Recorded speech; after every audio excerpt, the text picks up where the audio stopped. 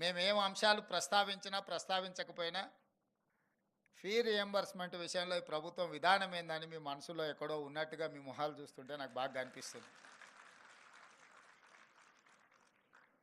Car ఎంత గొప్పదైనా అందులో ఇంధనం లేకుంటే అది షెడ్లోనే ఉంటుందని ఇంజనీర్లుగా మీకు అందరికి బాగా తెలుసు. అట్లనే ఈరోజు ప్రైవేట్లో నిర్వహిస్తున్న ఇంజనీరింగ్ కళాశాల యజమానులు టీచింగ్ స్టాఫ్ కానీ నాన్ టీచింగ్ స్టాఫ్ కానీ ఏఐసిటి నామ్స్ ప్రకారం ఉండాలి అని అంటే మీరు సరైన సమయంలో ఫీజు రియంబర్స్మెంట్ చేయాలి కదా అని మీరు ఆలోచన చేస్తున్నారని నేను అనుకుంటున్నా.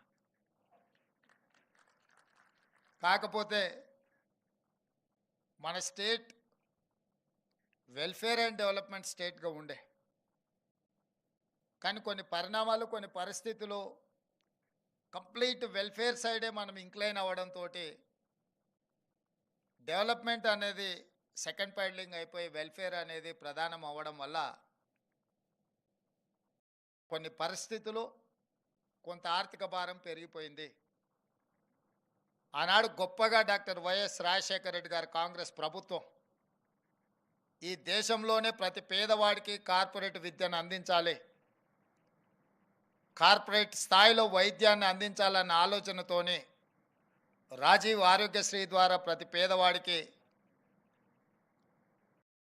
వైద్యం పట్ల ఒక అవకాశాన్ని ఇస్తూనే ప్రతి పేదవాడి బిడ్డ గొప్ప కళాశాలల్లో చదువుకోవాలి, ఆ చదువుకు అవసరమైన ఖర్చుగా భావించకుండా పెట్టుబడిగా భావించి మళ్ళీ ఉత్పత్తి సామర్థ్యాన్ని పెంచగలిగిన పెట్టుబడిగా చూస్తూ ఆనాడు Congress party doctor YS Rajasekhara Reddy గారు నిర్ణయం తీసుకొని మొట్టమొదటి దేశంలో ఫీ రియంబర్స్మెంట్ పథకాన్ని ప్రవేశపెట్టిందే కాంగ్రెస్ పార్టీ.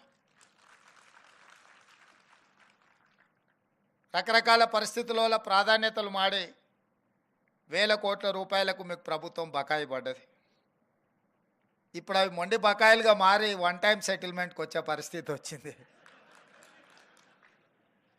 మీరు అందరు కలిసి ఓటీఎస్ కింద ఏమన్నా ప్రతిపాదన ఇస్తే మా శ్రీధర్ బాబు గారు ఆర్థిక మంత్రి వారికి అత్యంత సన్నిహితుడు, ఏదైనా మాట్లాడి మరి మీ సమస్యకి ఏమైనా పరిష్కారం చూపిస్తాడని నేను వారికి భావిస్తున్నా. మీ అందరి తరఫున ఆ బాధ్యతను శ్రీధర్ బాబు గారికి నేను అప్పచెప్తున్నా. అదేవిధంగా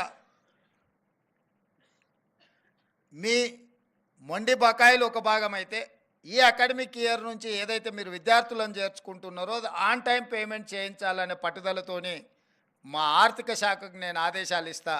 ఈ అకాడమిక్ ఇయర్ నుంచి విద్యార్థులకు ఏదైతే ఫీ రియంబర్స్మెంట్ ఉందో ఒక్క రూపాయి కూడా బకాయి లేకుండా ఆన్ టైం మీకు మీకు సహాయం చేయాలనో, ఎట్లా మిమ్మల్ని ఆదుకోవాలనో, ఎట్లా మిమ్మల్ని నిలబెట్టాలనో మా ప్రభుత్వం తప్పకుండా ప్రయత్నం చేస్తానని చెప్పి ఈ సందర్భంగా మీకు నేను తెలియజేయదలుచుకున్నా.